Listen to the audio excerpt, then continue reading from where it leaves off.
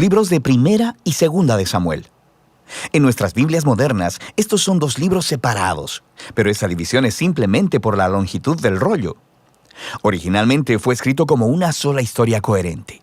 En este video hablaremos solo sobre Primera de Samuel. Después de que Israel fue rescatado de la esclavitud en Egipto, ellos hicieron un pacto con Dios en el monte Sinaí y eventualmente llegaron a la tierra prometida. Y ahí se suponía que Israel fuera fiel a Dios y obedeciera los mandamientos del pacto. Antes del libro de Samuel, el libro de Jueces mostró cómo Israel falló completamente en cumplir esa tarea.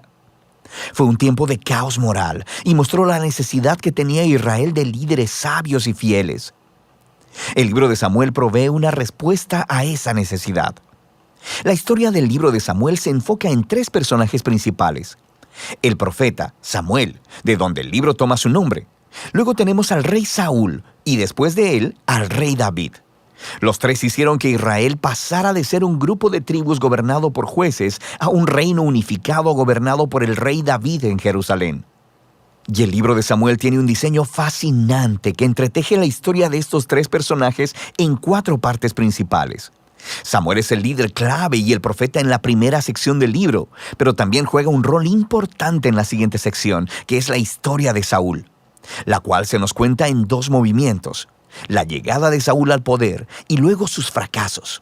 Y la segunda parte trata sobre su caída y su trágica muerte.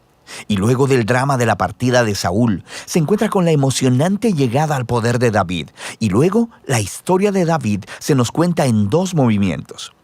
Primero, él está sobre una ola de éxito, lo cual es seguido por su trágico fracaso personal en la lenta autodestrucción de su familia y luego de su reino. El libro concluye con un epílogo que reflexiona en toda la historia. Profundicemos y veamos cómo se desarrolla. La primera parte continúa describiendo el caos del libro de Jueces. Y se nos presenta una conmovedora historia acerca de una mujer llamada Ana. Y ella se lamenta porque nunca ha sido capaz de tener hijos. Y por gracia de Dios, ella finalmente tiene un hijo llamado Samuel. Y en su gozo, canta un asombroso poema en el capítulo 2. Y el poema trata de cómo Dios se opone al orgulloso y exalta al humilde.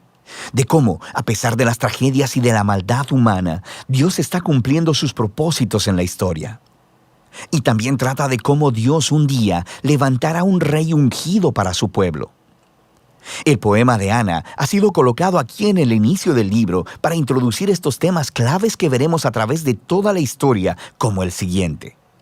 Samuel crece y se convierte en un gran profeta y líder para el pueblo de Israel, al tiempo que los filisteos se levantan como los archienemigos de Israel.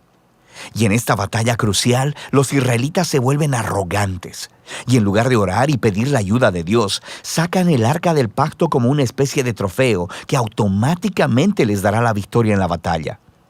Y así, debido a su presunción arrogante, Dios permite que Israel pierda la batalla y el arca es robada. Así que los filisteos toman el arca y la colocan en el templo de su dios, Dagón.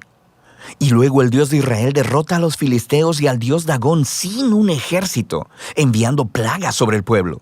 Y los filisteos ya no quieren el arca, obviamente, y la envían de vuelta a Israel.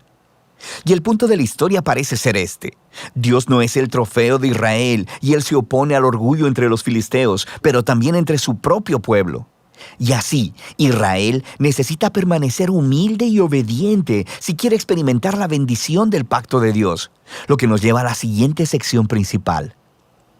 Los israelitas vienen con Samuel y le dicen: «Oye, queremos un rey como todas las demás naciones. Ve y búscanos uno». Y Samuel, un poco molesto, va y consulta con Dios, y Dios le dice: «Sí, sus motivos son malos, pero si quieren un rey, dáselos». Y así se nos presenta Saúl. Saúl es un personaje trágico porque empieza siendo muy prometedor. Es alto y bien parecido. Es el candidato perfecto para ser rey. Pero tiene fallas de carácter profundas. Es deshonesto, le falta integridad y parece incapaz de reconocer sus propios errores. Y estas fallas se convierten en su perdición. Él gana algunas batallas al principio, pero sus fallas son tan profundas que eventualmente se descalifica a sí mismo por desobedecer descaradamente los mandamientos de Dios. Así que el anciano Samuel confronta a Saúl y a Israel. Él le había advertido al pueblo de que solo serían beneficiados por un rey que fuera humilde y fiel a Dios. De otro modo, los reyes de Israel traerían la ruina.